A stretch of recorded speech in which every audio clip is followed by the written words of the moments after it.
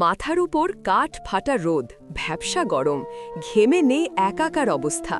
College গেইটে দাঁড়িয়ে সেই কতক্ষণ, কিন্তু গাড়ি আসার খবর নেই। এই অতিষ্ঠ গরমে আর কতক্ষণ দাঁড়িয়ে থাকা যায়? প্রতিবারের ন্যায় আবারও উকি দিয়ে রাস্তা দেখল নীলা। না, গাড়ির কোনো দেখা নেই। অতিষ্ঠ হয়ে আবারও কল লাগালো বারিক চাচাকে, কিন্তু এবারও ফোনটা রিসিভ হলো না। কি আর করার, নিরুপায় হয়ে দাঁড়িয়ে থাকল সে। প্রায় 1 ঘন্টার অপেক্ষার অবসান ঘটিয়ে দেখা মিলল গাড়ির। কি ব্যাপার চাচা, এতক্ষণ লাগে এইটুকু রাস্তা? মাঝ পথেই থেমে গেল সে। বারিক চাচা তো আসেননি, এ কাকে দেখছে সে? The great Ayan Chowdhury. চাচাকে আমি এক কাজে পাঠিয়েছি, তাই আমি এসেছি। আয়ানের কথায় ঝটপট প্রশ্ন করল নীলা। তাহলে এত দেরি করলে কেন? তোর মতো তো আর আমি সারাদিন শুয়ে বসে কাটাই না, আমার কাজ থাকে। ইডিয়েট, উঠে বসবি নাকি আমি চলে যাব? আয়ানের মৃদু ধমকে চুপসে গেল নীলা। চুপচাপ গাড়ির পেছনে উঠতে গেল সে। অমনি তাকে ধমকে উঠল আয়ান। তোর কি আমাকে ড্রাইভার মনে হয়? সামনে আয়। এক ধমকেই সুরসুর করে পেছন থেকে সামনে গিয়ে বসল সে। ও হলো নীলার চাচাতো ভাই আয়ান চৌধুরী। মাস্টার্স কমপ্লিট করে 1 বছর হলো পারিবারিক ব্যবসা সামলাচ্ছে। আর নীলা চৌধুরী এবছর অনার্স প্রথম বর্ষে আছে। নীলার বাবা চাচা 3 ভাই। আয়ানের বাবা সবার বড় ফয়সাল চৌধুরী, তারপর নীলার বাবা ফারুক চৌধুরী, তারপর তাদের ছোট চাচ্চু ফজল চৌধুরী। নীলা তার বাবার একমাত্র মেয়ে, আর আয়ান ওরা 2 ভাই। আয়ানের ছোট ভাইয়ের নাম আরাফ।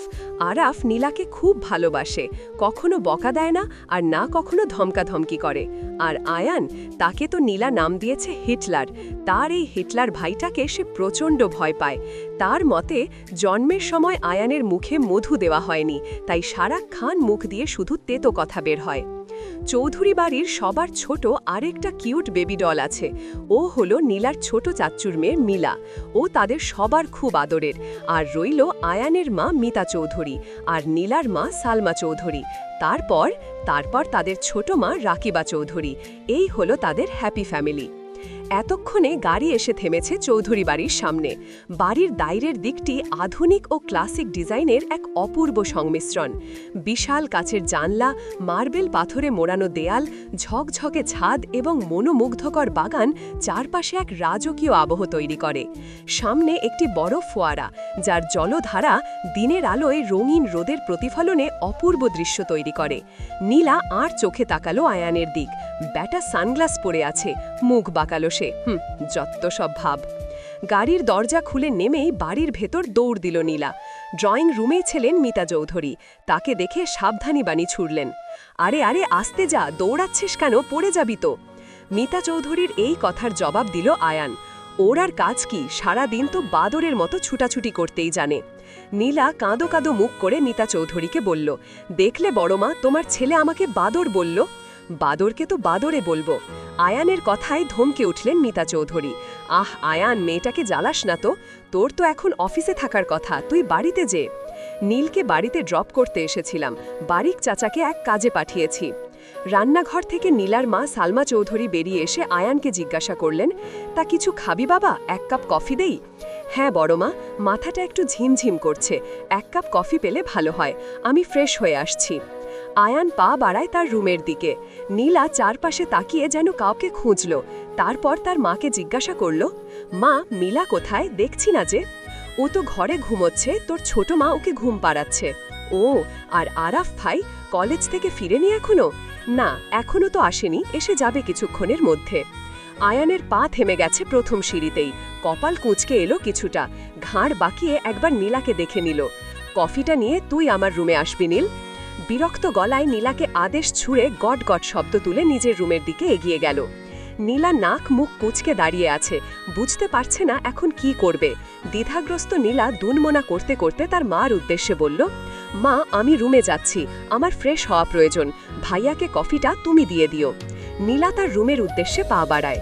সালমা চৌধুরী গরম গরম ধোঁয়া ওঠা 1 কাপ কফি নিয়ে আয়ানের রুমে নক করলেন। লক খোলা আছে। সালমা বেগম দরজা ঠেলে ভিতরে ঢুকলেন। আয়ান মাথা তুলে তাকে দেখে দাঁত খিঁচে নিল। সে বুঝতে পারল নীলা তাকে এড়িয়ে যাচ্ছে। সালমা বেগম মেয়ের হয়ে সাফাই গাইলেন, ও তো ফ্রেশ হতে গেছে বাবা, তাই আমিই নিয়ে আসলাম কফিটা। ঠিক আছে বড়মা, দাও। আয়ান হাত বাড়িয়ে কফি নিল। কফি খেতে খেতে একবার তার অ্যাসিস্ট্যান্ট রাফিনকে কল করল। যে ফাইলগুলোতে বাবার সাইন লাগতো নিয়েছিস? হ্যাঁ স্যার। ঠিক আছে, 6টার দিকে আমি আসছি। কল কেটে ল্যাপটপ নিয়ে বসলো আয়ান। অফিসের টুকটাক কাজ গুছিয়ে নিচ্ছে। মাথাটা বাড়ি বাড়ি লাগছে, একটু ঘুমাতে পারলে ভালো হতো। ঘড়িতে সময় দেখে নিল 5:30, কিন্তু তার 6টায় অফিসে থাকতে হবে। তাই না ঘুমিয়ে রেডি হয়ে বেরিয়ে পড়ল অফিসের উদ্দেশ্যে। যাওয়ার সময় পাশের রুমের ভেজানো দরজা দিয়ে আর চোখে একবার তাকিয়ে গেল। রাত 12:15, নিস্তব্ধ রজনী। চারিদিকে নিশাচর পাখির কোলাহল, ঝিঝি পোকার ডাক। যদিও তা চৌধুরী বাড়ির ভিতর অবধি আসে না। বিলাসবহুল বাড়ির দরজা ভেদ করে এই কিঞ্চিত আওয়াজটুকু বাড়িতে প্রবেশ করা চারটেখানি কথা নয়। আয়ান বাড়িতে ফিরেছে ঘণ্টা 2 আগে। রুমে বসে ল্যাপটপে বন্ধুদের সাথে ভিডিও কলে কথা বলছে।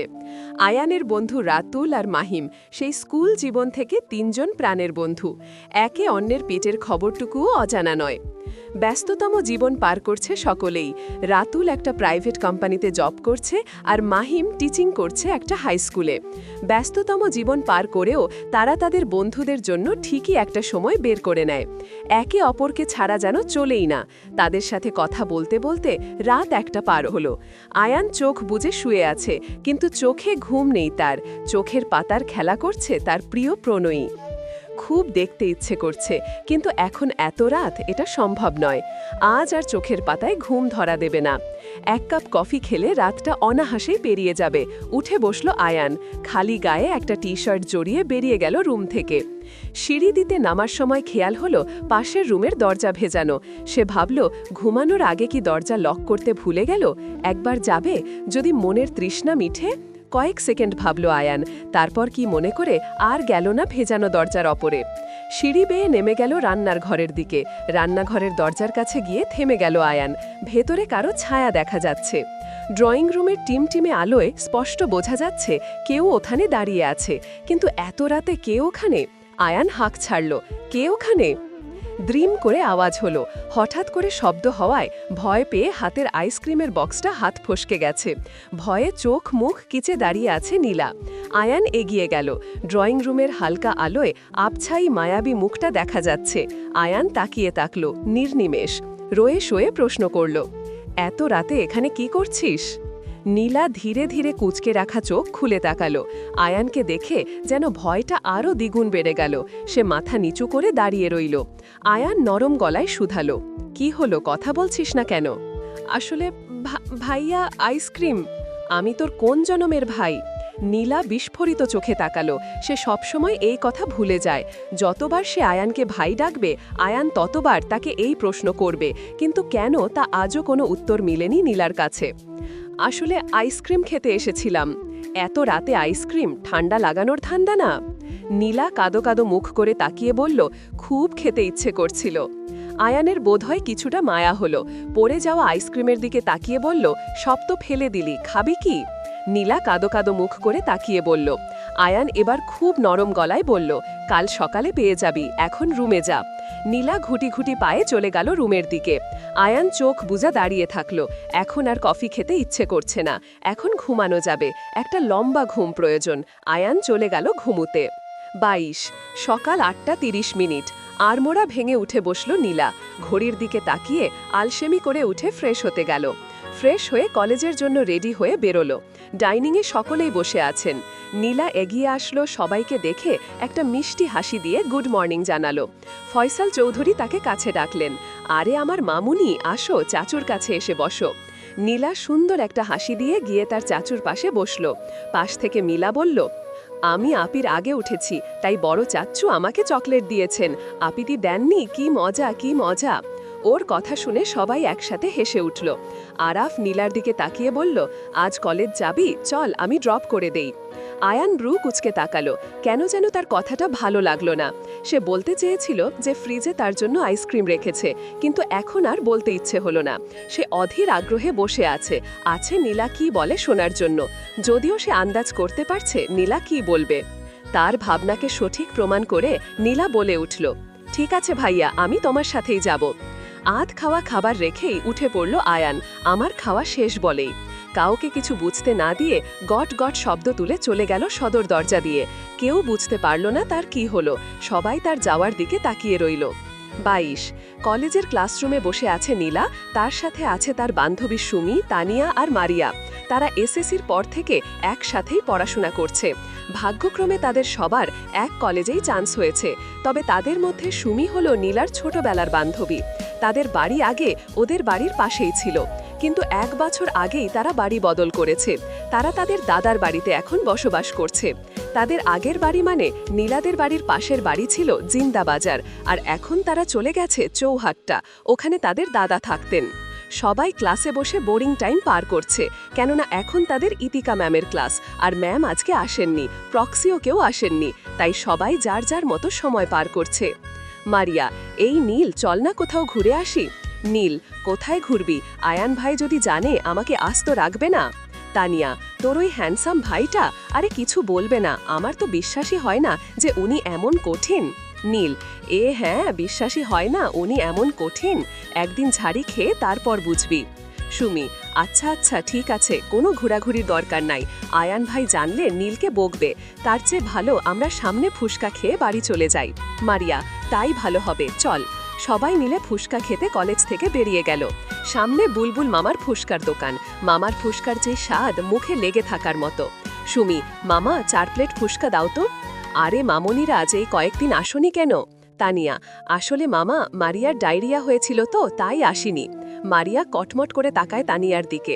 মামা আতকে উঠে বলেন, সে কি কথা, তাহলে তোমার ফুসকা খেতে হবে না মামনি। মারিয়া ভ্যাবলার মতো তাকিয়ে রয় সবার দিকে, সে কি বলবে, তার এখন লজ্জায় মরে যেতে ইচ্ছে করছে, এই তানিয়াকে এখন চুবিয়ে মারতে ইচ্ছে করছে। নীলা, না মামা সমস্যা নেই, ও এখন সুস্থ হয়ে গেছে। ঠিক আছে, তাহলে আমি তোমাদের 4 প্লেট ফুসকা দিচ্ছি, তোমরা বসো।